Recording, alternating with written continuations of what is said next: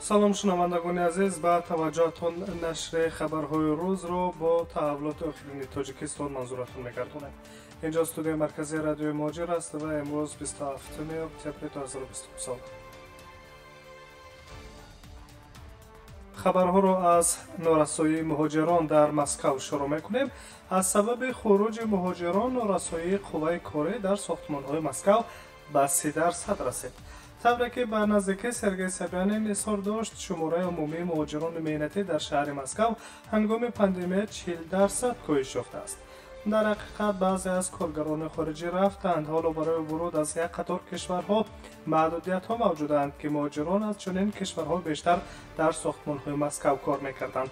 дар натиҷа дар баъзе майдонҳои сохтмонӣ, алалхусус дар бахши хусусӣ ва онҳое ки дар татбиқи лоиҳаҳои сармоягузорӣ иштирок мекунанд, норасоии қувваи корӣ ба 30% расид, гуфт муовини раиси шаҳри Москав Андрей Бочкарёв дар суҳбат бо хабарнигорон.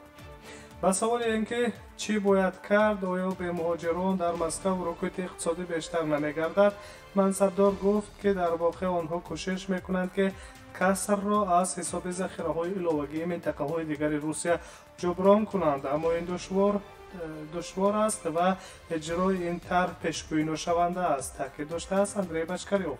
дар Москав норасоии муҳоҷирон назаррас аст, тақрибан 40% камтарин ба бозори меҳнат ва ба он таъсир мерасонад, аз ҷумла дар соҳаи коммуналӣ, бахши сохтмон ва манзиливу хизматрасонӣ, иброз доштаанд маъмурини шаҳри Москав. дар идома Андрей Бочкарёв гуфтааст, ҳеҷ гоҳ барои касе пӯшида набуд, ки то чӣ андоза инфрасохтури мо аз меҳнати муҳоҷирон вобаста дорад. аён аст, ки шаҳрдорӣ тасаввур карда наметавонист, ки рӯзе ба иллати изтирорӣ қариб нисфи муҳоҷирон моро тарк карда ба ватанашон мераванд. инак ҳоло рӯзҳову ҳафтаҳост, ки корхонаҳои коммуналии шаҳр дар ҷустуҷӯи коргаранд, аммо касе аз муҳоҷирон ба суроғи чунин корҳо намеояд, иброз доштааст муовини шаҳри Москав Андрей Бочкарёв.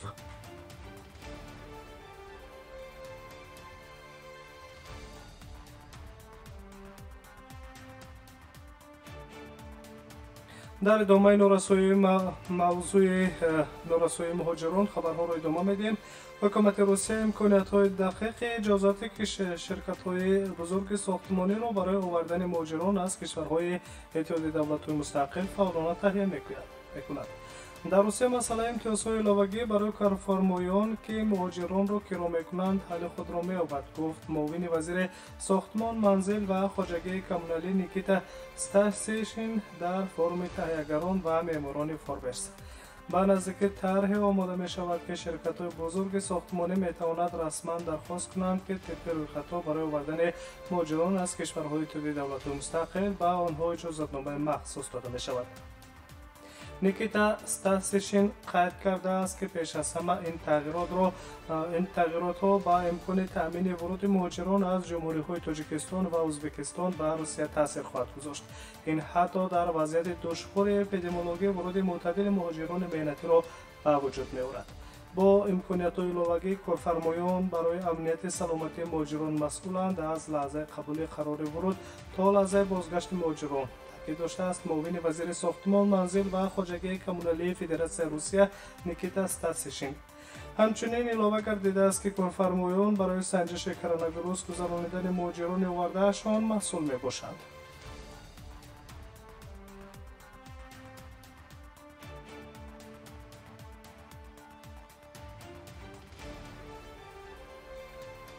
охирин таҳаввулоти Тоҷикистон ва ҷаҳонро шумо мустақиман мешунавед.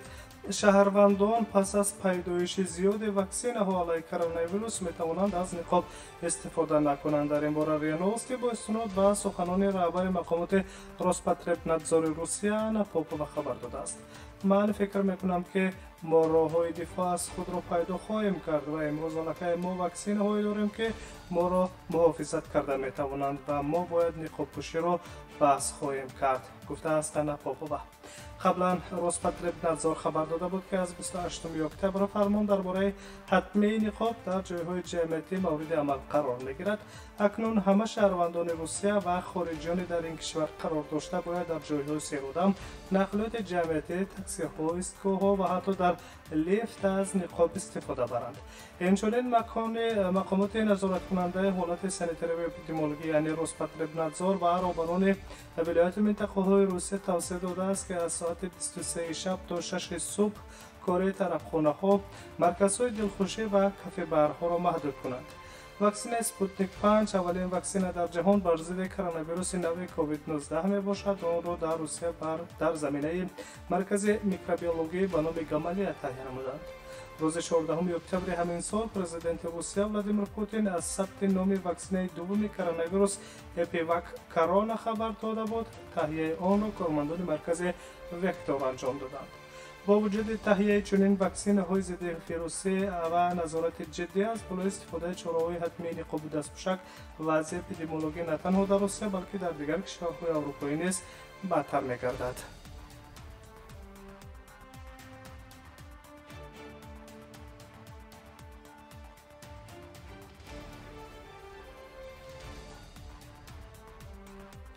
تحولات تاجیکستان و جهان را شما مستقیما روی موج رادیو مهاجر میشنوید و از مسکو به سنت پتربورگ می رویم. موضوع دیگر: در سنت پتربورگ یک زن و مرد راننده تاکسی از قرقیزستان را با کلتک به قتل رسانیدند.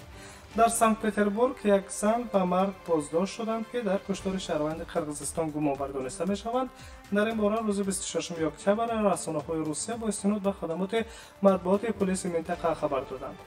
شب 26 اکتبر ساکنان محله در نزد ایستگاه خیابان نوچرکاسکی مردی را مشاهده کردند که او با همراهی یک زن جوان راننده تاکسی را با کلتک میزنند.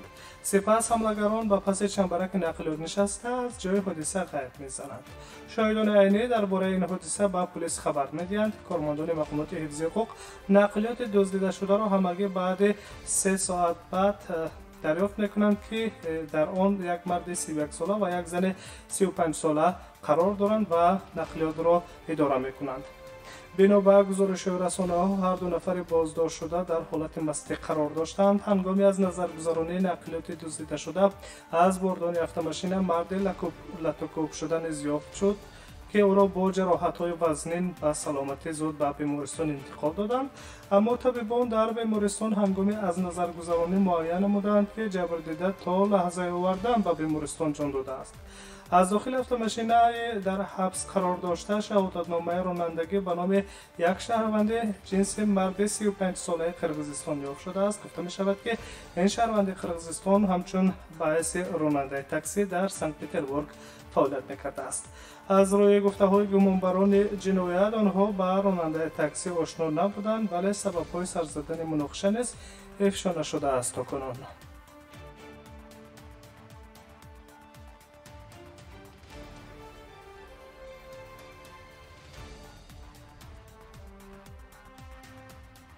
ادامه خبرها: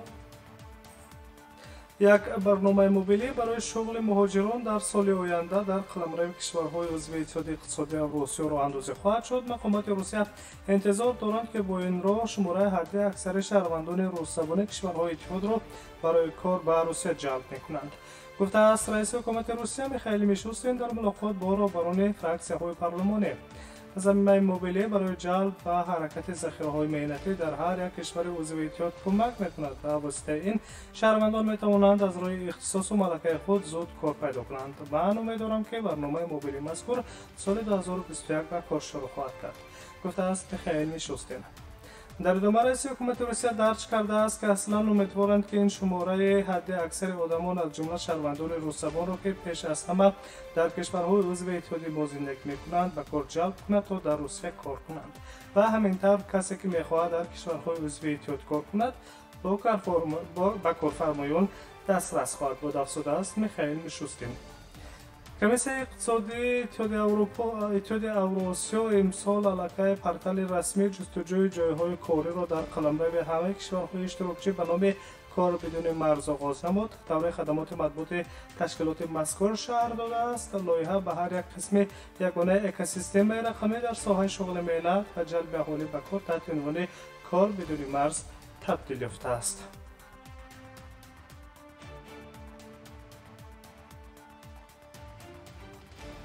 شما آخرین تحولات تاجیکستان و جهان را مستقیما روی موج رادیو مهاجر شنیدید. سلامت باشید. به شما استراحت با فراغت.